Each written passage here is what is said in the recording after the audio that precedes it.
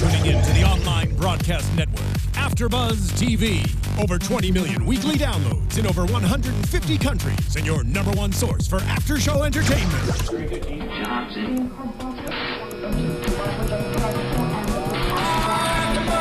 AFTERBUZZ TV, the destination for TV superfans, producing after-shows for over 300 of your favorite TV shows, interviewing celebrities and showrunners, and bringing you behind-the-scenes exclusives. All thanks to E! Entertainment's Maria Menounos, producer Kevin Undergaro, and internet leader Akamai.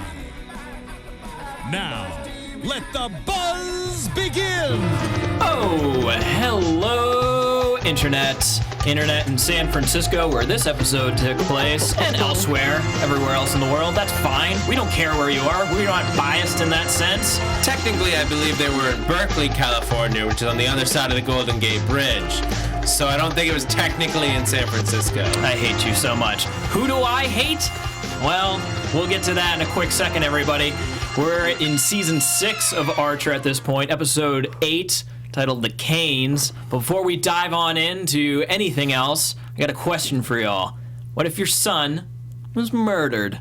What if your daughter was arrested? What if your child was framed? Danger zone! I am not reading this as a personal threat to any of you.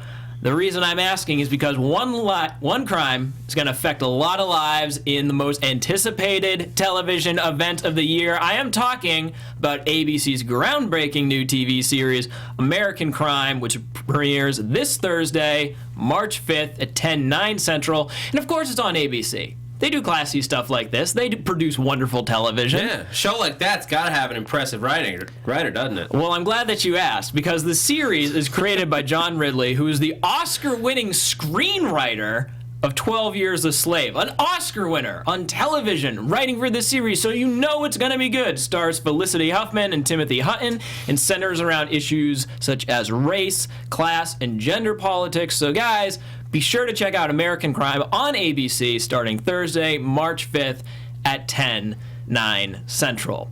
Now, if you're wondering who was just threatening you guys with threatened about murdering your child, I'm Greg Goodness, and with me here, I'm Zach Wilson. If you're looking for us on Twitter, you can find me at Greg Goodness. And at that Zach Wilson.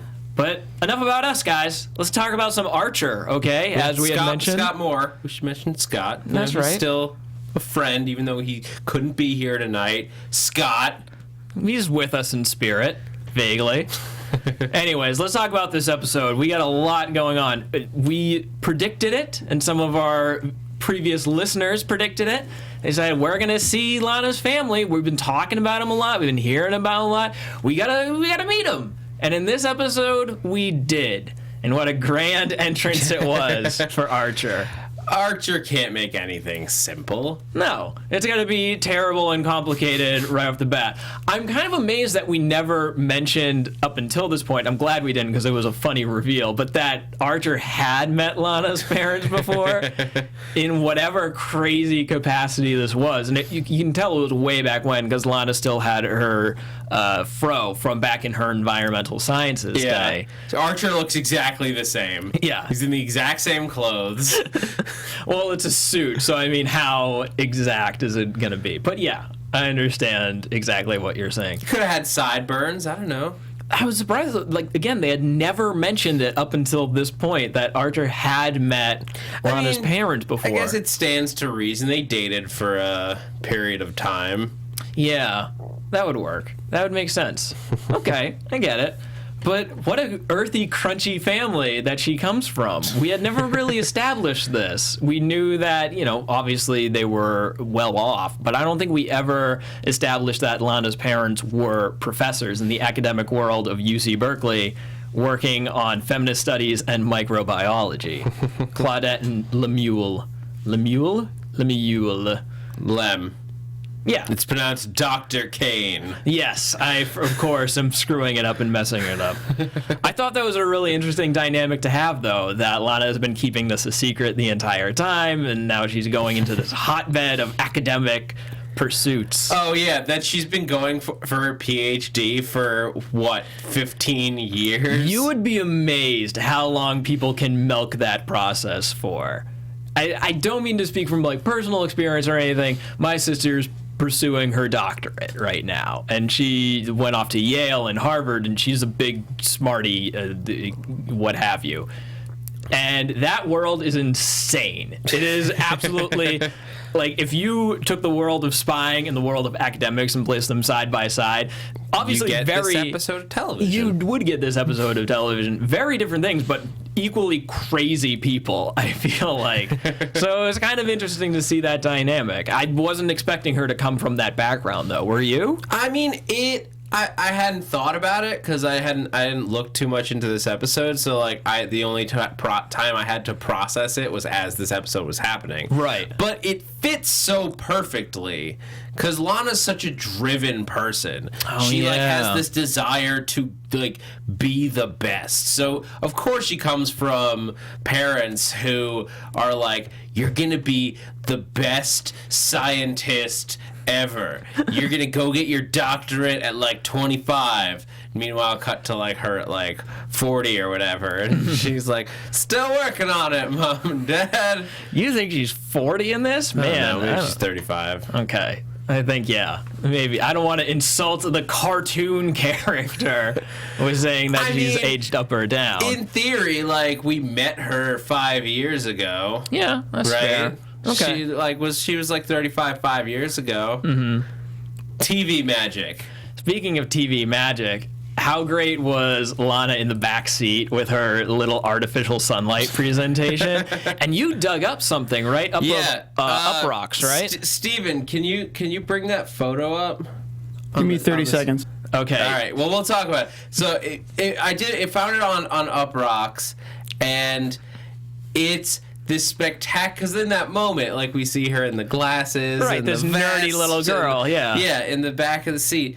And little did we know that image, that version of little Lana Kane, was based on a real picture of little Aisha Tyler. It's so insane. It's like creepy how exact it matches up, and also like totally works for her character. Yeah, if you're not watching on YouTube, yeah, there it is. Oh my God. It is exactly the same. Even the poster board is the same. Yeah, the green title of artificial sunlight and little God, hand look at those drawings. hands. I'm kidding. So big. No, Truckosaurus. No.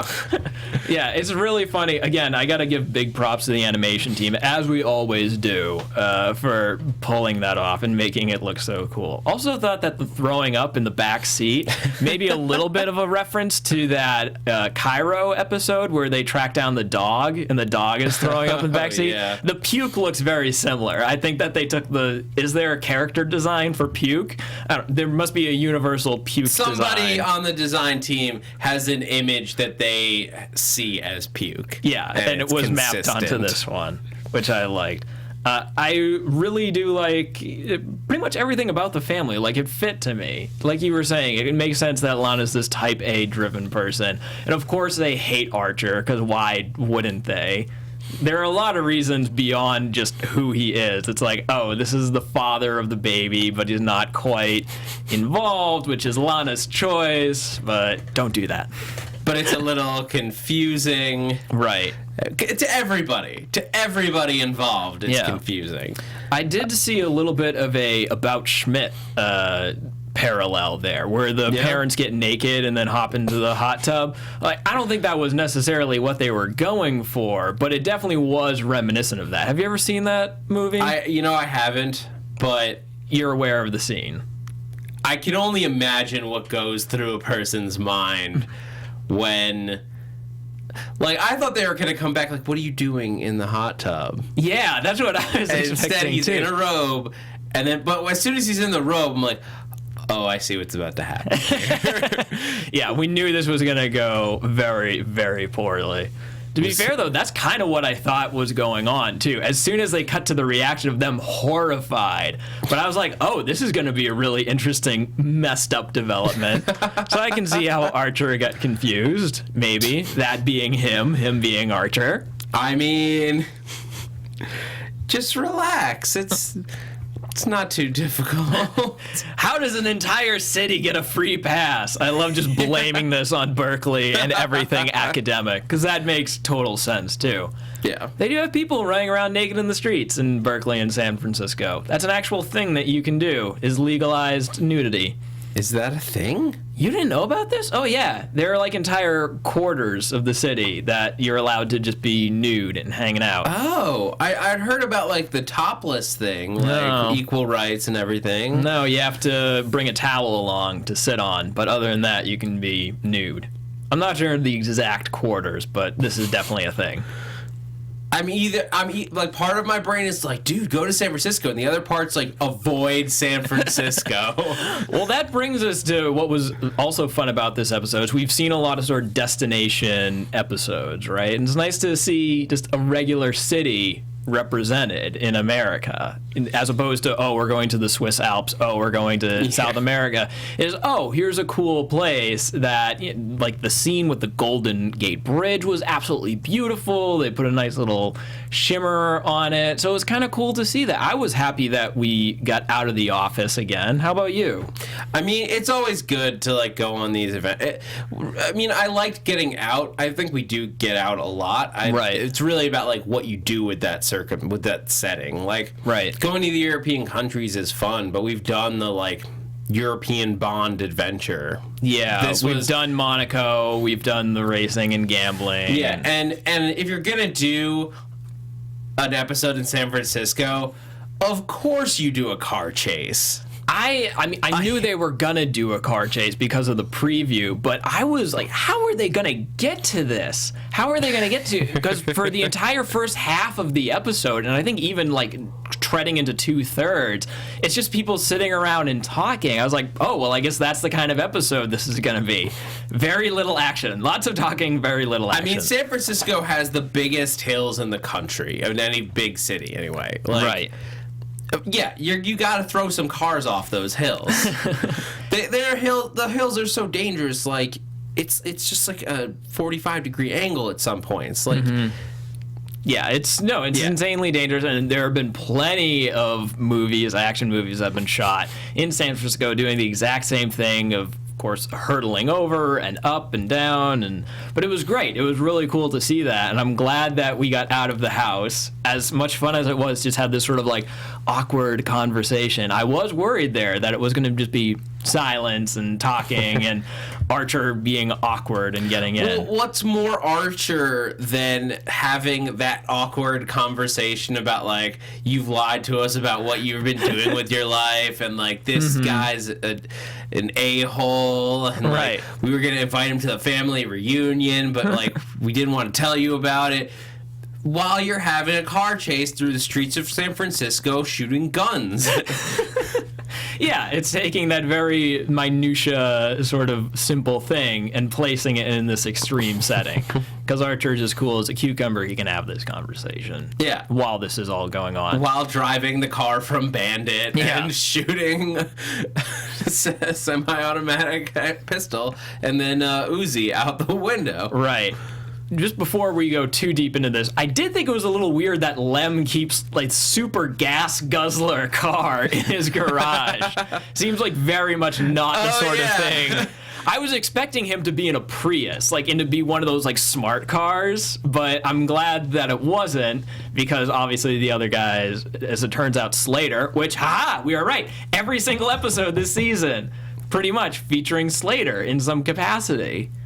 He wasn't in last week. He was mentioned, though. Right. But he's been mentioned or appeared in every episode so far. Yeah. So it's interesting that they tied that in there, and I'm eager to see what they do next week, if anything. Are they going to continue the streak? We don't know.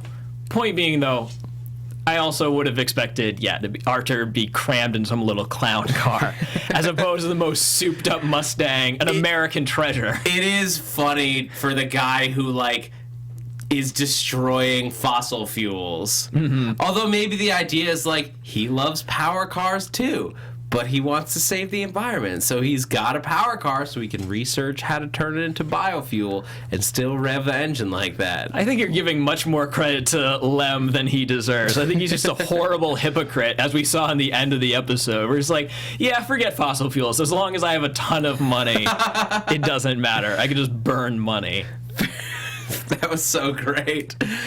And Lana, of course, being an environmental studies major, because that actually did fit with who she was. Remember Pipeline Fever? Oh, yeah. And she was a huge environmentalist, right? So it sort of does fit in with her character. She wasn't, well, the best lies are masked in truth. Yeah. Oh, that's creepy how you know that right away, like off the bat. You're like, no, I've lied a lot. Lying is like 90% of what I do. In your job, right? Great line. Yeah, I mean, sometimes you just gotta lie to your friends, to your parents. This is very disconcerting, hearing this from you. To your co-host. Oh, boy. Nice sound effects, by the way. Kicking that in. Speaking of lying, we don't want you to lie when you come in and you rate us on iTunes and YouTube. Or maybe you do. Maybe you do. You say that you like us when you really don't. But that's okay. All that we are looking for, guys, is a little bit of feedback. We like when you go in and you subscribe to us on iTunes. We like when you go and subscribe to our YouTube channel where you can pick up our show and many other fine AfterBuzz programs. But what we really love, what we thrive off of, is when you rate us and you let us know exactly what you're thinking. Because we like to hear about this stuff. And again, we've pointed out before, we can't catch all the great references in Archer. We can't remember everything, but you guys are insane. You catch all this crazy stuff. ZX Mega ZX said, hey, anyone catch the Frisky Dingo cameo with the homeless prostitute Simone at the beginning of the episode? And I pride myself on knowing all the Frisky Dingo stuff and tying back to Frisky Dingo whenever I can. But this guy is absolutely right. ZX Mega ZX is absolutely right. That was Simone, which is a callback to Frisky Dingo, Adam Reed's second series, after C-Lab 2021. So tons of references spanning over. What was in Frisky Dingo? There was just a crazy prostitute. Named Simone. Yeah. Nice. It's amazing. These guys picked that out. Lard Hamilton throwing a personal insult at me, saying that I was really hormonal in the last episode, which I'm not even fully sure what that means, but I am passionate, thank you very much, and so I have passionate things to say. Tons of just great people leaving comments and doing their thing. And I would name even more, but right now my iPad is being a little slow and not loading up everything that I want to load up. I want to say thank you to those of you watching live in the live chat. If you guys don't know, if you're not aware, you can tune in live practically in the middle of the night, because Archer airs pretty late. So we're doing this after Archer. But every week at 11 o'clock on Thursdays, you can tune in to youtube.com/AfterBuzzTV and join us live. So I want to give a shout out to Hey Lexi in the chat roll. So she was hoping to see Lana's sister. Yeah, which we did. We got a name check, or like a reference check earlier in this season that she has a sister, right? Which had not been previously established. And that was my hint that, like, okay, so we're gonna meet Lana's family because they're like talking about her family. But we didn't meet the one specific person that they mentioned. Yeah. Well, now that we've referenced the family reunion, I mean, maybe that is a thing that we're gonna see again before the end of the year. I don't know if it'll be before the end of the year. I think that if you're gonna have a Lana family episode, it'd be interesting to try to cram in two. Though, I don't know, maybe that would be like where someone tries to abduct the baby or something. It's a definite possibility, but now that we've thrown it out there, I think we might see her later on. Yeah. Also have to give a shout out, by the way, just really quickly, because it was great. Troy Soldier pointed out that Ron was picking up Archer from Canada in very much the same way that we were introduced to him, like making that desperate call in last week's episode. So Midnight Ron, I believe, was the name of the episode. And again, Troy Soldier being absolutely right. And Retrap Rattrap 007 said that we missed a reference. He said that the stair car in the background on the plane was the exact same color scheme as Arrested Development. So thinks it was a nod to Arrested Development. I just was like, that's what airplane stairs look like, I guess. I don't know. It could be. It could be a subtle little thing. It's a show that has. Oh my god! Drawing a blank right now. The actual actress's name that plays Mallory and Lucille. Oh, right. Yeah. No, I know what you're. And I apologize for this moment of failure. That's fine. But yes. Yeah. Obviously, there's actors carryover. Yeah. And Judy Greer, of course. Mm-hmm.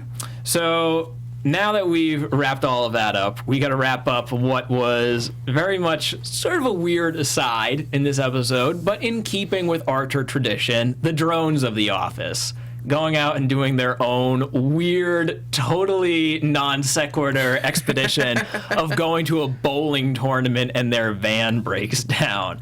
Pam and the bowling team we zoomed in on the logo, and it's bowling puns, which I think was someone just saying, all right, guys, we need bowling puns. Well, what if we just call them bowling puns? Great, cut, print.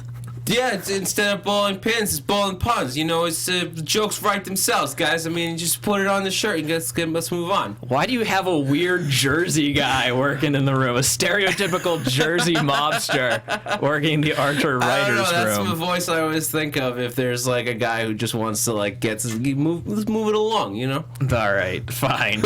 I'll concede that point. I'll say that that's right, even though I don't fully agree. But it's interesting because, I guess now that they're freelancers for the CIA, the drones don't really have much to do.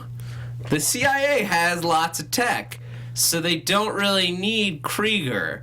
And the CIA obviously has lots of money, so they don't need Cyril.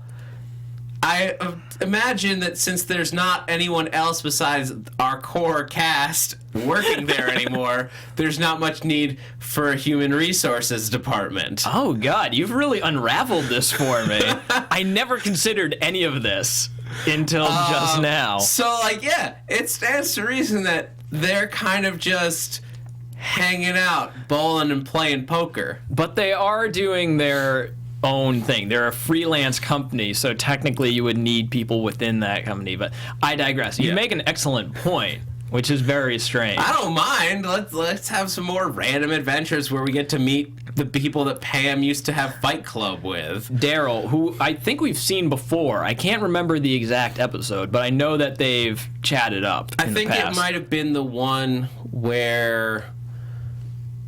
Well, they've been in fight clubs before. Yeah, well, Pam specifically has, but I can't remember. There was something with was it the? Wasn't it when they sold off all the computers in the office? Maybe not, or the weaponry. They might have just brought those generic gangsters who didn't talk. Right. I don't know. We could be wrong. Internet, hop on that for us. You'll know better than we do. Yeah, great little obviously we got another Rush album on the side of Krieger's van.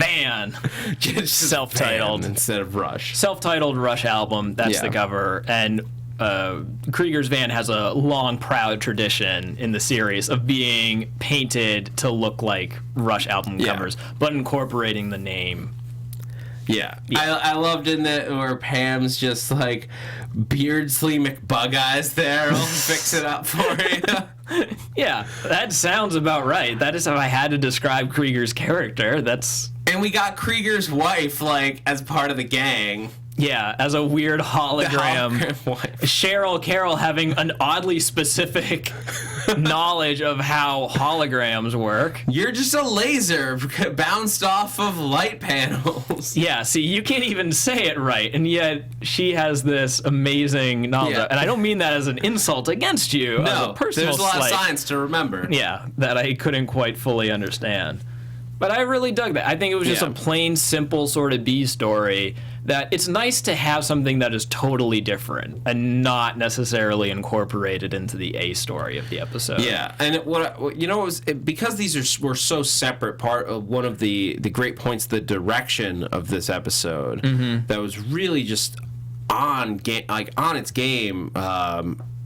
Was that they kept having these moments where it would carry over either a sound or a line between the two sequences, where somebody would be yelling in the Lana Archer storyline, and then Krieger would just be yelling the same exact thing. Hey, back in the B story, or like gunfire is going off here, and then it just continues on the other side. Yeah, no, that's a long, proud history of Archer doing that. It's really on point in this episode. You're absolutely right. Again, Pipeline Fever, not to reference it twice in the same thing, but that is a great example of practically every single scene bleeds with the audio from one to the other. Yeah. So, interesting thing to sort of keep in mind. Yeah, before we wrap out, because I know we're running low on time, but I think my favorite moment in the episode, or just some there was a bunch of great moments. Lana, Anthony Kane. Oh, yeah, based on Susan B. Anthony. Our ugliest president. Kind of weirdly progressive that Archer thinks Susan B. Anthony was a president. Yeah, it's not judgmental, it's just stupid. But my favorite moment was... It's like, we didn't know you were going to be there. Obviously, an operational oversight on our end, Ethan. And Ethan just kicking his foot. Yeah. Great little character detail. Yeah. I got one more reference before we go over to predictions and hear that Spooky Theremin music that I so much do love. For those of you wondering what Archer was screaming about with so-and-so mashed potatoes, that's a line from a comedy album by Manton Moreland, in which he says, if it's going to be that kind of a party, I'm going to stick my dick in the mashed potatoes. As you do. Right. So, in case you're wondering where that comes from, Manton Moreland having a comedy album. 1994, I believe, is the name of it. Oh. And you thought, what now? Was it the Beastie Boys or something? Yeah, the Beastie Boys sampled it. Oh, okay. Yeah, for B-Boys Making with the Freak Freak, apparently. Anyways, that's all. Do you have any other references? Any other quick shout-outs? Some great stuff in there. No, I mean, I love the moment where it's going to be like a brisket crowd or pulled pork. Brisket. Lame, which I agree. Pulled pork is delicious.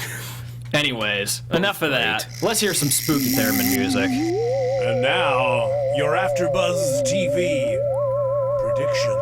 Like heroin through my veins. Do I love that Spooky Theremin music? All right, Zach, predict something. All right, well, next week it looks like Archer and Slater are on a mission Yeah. together. And what was the episode called? It's going to be called Pocket Listing. This is cheating. This isn't predicting. This is just watching the preview from next week. No, I'm saying, well, this is what we get. So based on that, so Archer's on some kind of mission with Slater. I'm guessing we're going somewhere deep undercover. Archer's going to be getting into some massive trouble. Okay. I would really love to see Ray and some of the other guys join him on the mission. No Ray in this episode. Yeah, just we also were missing Mallory. There's just more. I want to see more involvement from the drones in the main storyline. We got a little bit last week. Yeah. Area 51. Okay, so you want to see them more working together. Yes. That sort of thing. That's fair. I have a weird prediction, and it's a prediction of exclusion. I don't think we're going to see the baby for probably the next episode, maybe even the next two, because it was such a big focal point in this week's episode. I think they're going to try to back away from it a little bit. I could be totally wrong. Could be baby heavy all the way around, but we'll see. I could see that. Yeah. All right. Well, that about wraps it up for us here, guys. I've been Greg Goodness, and you can find me on the Twitters at Greg Goodness. You guys can follow me on Twitter at @ZachWilson, ThatzachWilson. Also here at AfterBuzz on a whole bunch of shows. Next week, Agents of S.H.I.E.L.D. is back. Better Call Saul, a whole bunch of others. Thanks for tuning in, guys. You guys have a good one. From executive producers Maria Menounos, Kevin Undergaro, Phil Svitek, and the entire AfterBuzz TV staff, we would like to thank you for listening to the AfterBuzz TV network. To watch or listen to other after shows and post comments or questions, be sure to visit AfterBuzzTV.com. I'm Sir Richard Wentworth, and this has been a presentation of AfterBuzz TV. Buzz you later. The views expressed herein are those of the hosts only and do not necessarily reflect the views of AfterBuzz TV or its owners or principals.